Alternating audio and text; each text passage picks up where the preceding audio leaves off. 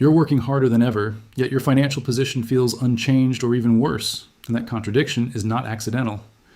Across modern economies, productivity has increased, while real purchasing power for many households has stagnated or declined. This creates a paradox where individuals are told to improve skills and work ethic, yet systemic outcomes fail to reward that effort proportionally. The explanation lies not in personal failure, but in a shift in the underlying rules of the economic system. In past decades, rising productivity translated more directly into rising wages and improved living standards. However, since the late 20th century, that relationship has weakened due to structural changes in monetary and financial systems. The global economy increasingly operates on credit expansion rather than organic income growth. This means wealth accumulation is tied more to asset ownership than to labor income. When money is created through lending rather than production, it flows first to financial institutions and asset markets. This process inflates asset prices, such as real estate and equities, faster than wages can keep up. As a result, individuals relying solely on income fall behind relative to those holding appreciating assets.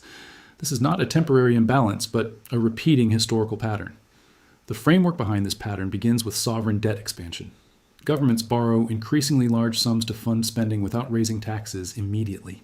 To sustain this borrowing, central banks intervene by lowering interest rates and purchasing government debt. This process effectively increases the money supply within the economy. An expanded money supply reduces the value of existing currency units over time. This phenomenon is commonly experienced as inflation. Inflation does not impact all sectors equally, which creates uneven economic outcomes. Asset prices often rise faster than consumer wages, widening inequality. The mechanism becomes self-reinforcing as higher asset prices enable more borrowing against those assets. This leads to further credit expansion and additional price increases. Over time, the system shifts from production-based growth to debt-driven growth. Economic stability becomes dependent on continuous borrowing. This dependency creates fragility because any slowdown in credit expansion can trigger economic contraction. The system requires constant intervention to maintain balance. One of the clearest historical examples occurred during the early 20th century in Germany. Following World War I, the German government faced massive reparations obligations under the Treaty of Versailles in 1919. To meet these obligations, Germany increasingly relied on printing money rather than raising sufficient taxes. This led to a rapid expansion of the money supply. By 1923, hyperinflation had reached extreme levels, with prices doubling every few days. The German mark became nearly worthless as citizens rushed to spend money before it lost value. Workers were paid multiple times per day to keep up with price increases. Savings accumulated over decades were effectively erased within months. The root cause was not simply excessive spending, but the interaction between debt obligations and monetary expansion. Currency devaluation was the direct outcome of attempting to manage unsustainable financial pressure. A similar pattern emerged in Latin America during the 1980s debt crisis. Countries such as Mexico and Argentina accumulated large amounts of foreign-denominated debt during the 1970s. When global interest rates rose sharply in 1981 under U.S. Federal Reserve policy changes, debt servicing costs increased dramatically. These nations struggled to meet their obligations. To cope, governments resorted to currency devaluation and inflationary policies.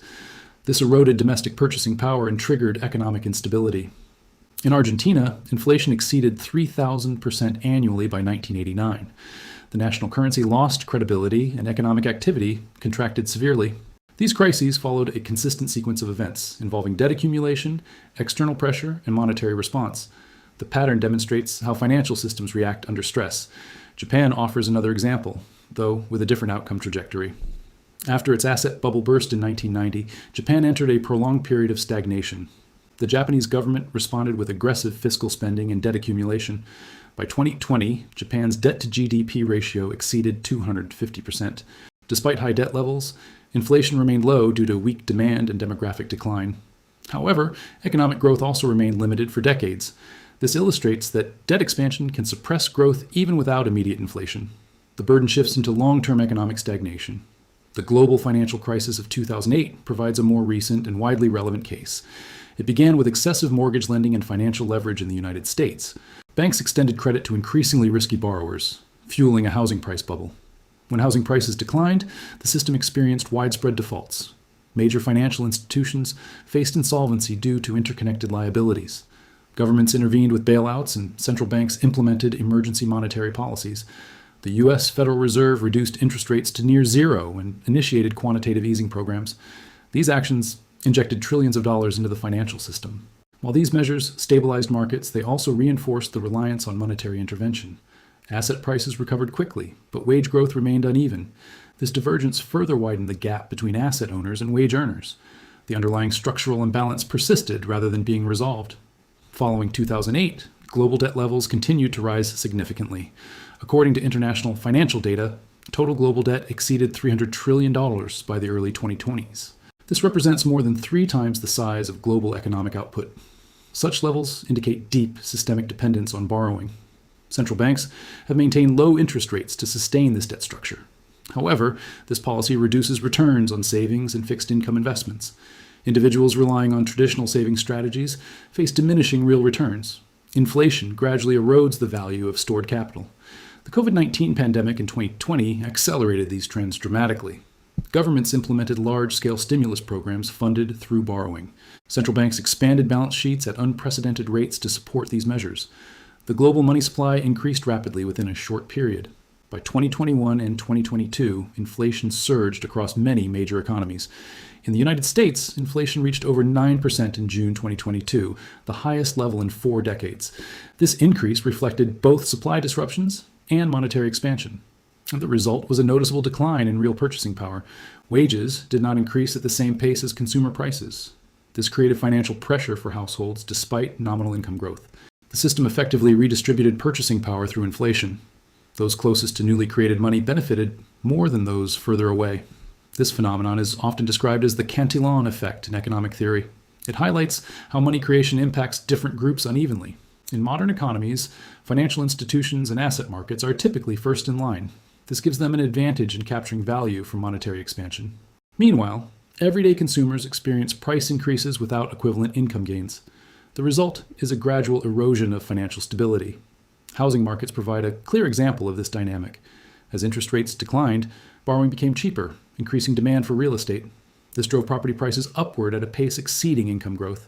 Home ownership became increasingly difficult for new entrants. Those who already owned property benefited from rising valuations. Those without assets faced higher barriers to entry. This reinforces the perception of falling behind despite consistent effort. The rules governing wealth accumulation have shifted. Stock markets exhibit a similar pattern driven by liquidity and investor behavior. Central bank policies often support financial market stability. As liquidity increases, asset prices tend to rise. This creates wealth effects for investors, while excluding those without market exposure. Retirement systems also reflect these structural changes. Defined benefit pensions have largely been replaced by market-based retirement accounts. This transfers investment risk from institutions to individuals. Financial outcomes become more dependent on market performance. Education costs have also risen significantly relative to income. Student debt in the United States surpassed $1.7 trillion by the early 2020s. This creates long-term financial obligations that delay wealth accumulation. Younger generations enter the workforce with structural disadvantages.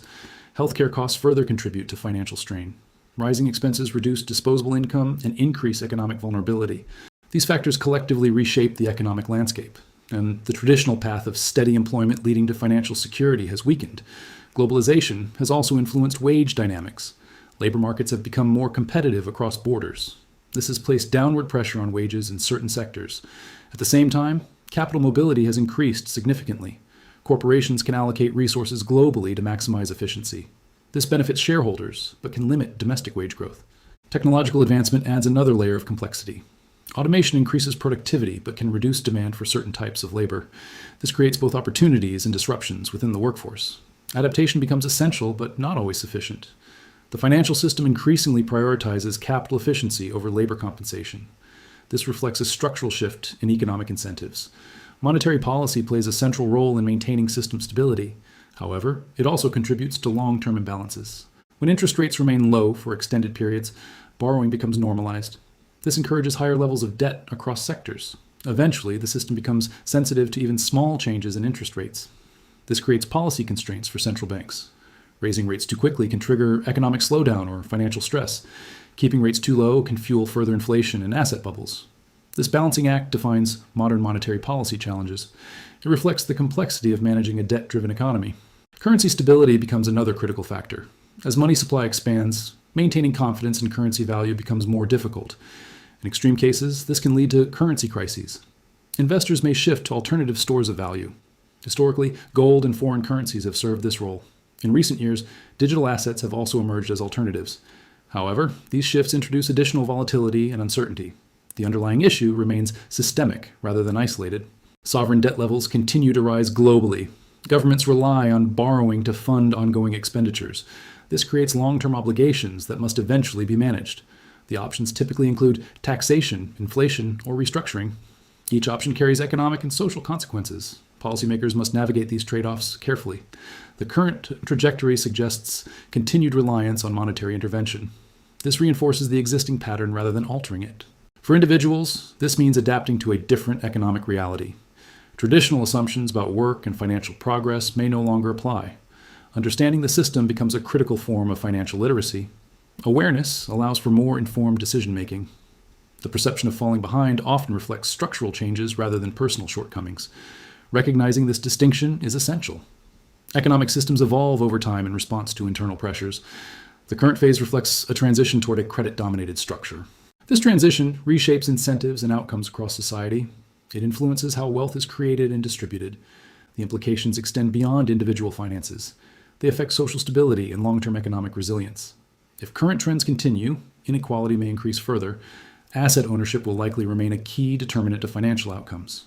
Inflation may persist as a tool for managing debt burdens. This would continue to impact purchasing power. Central banks may face increasing constraints in policy decisions. Their ability to stabilize the system could be tested.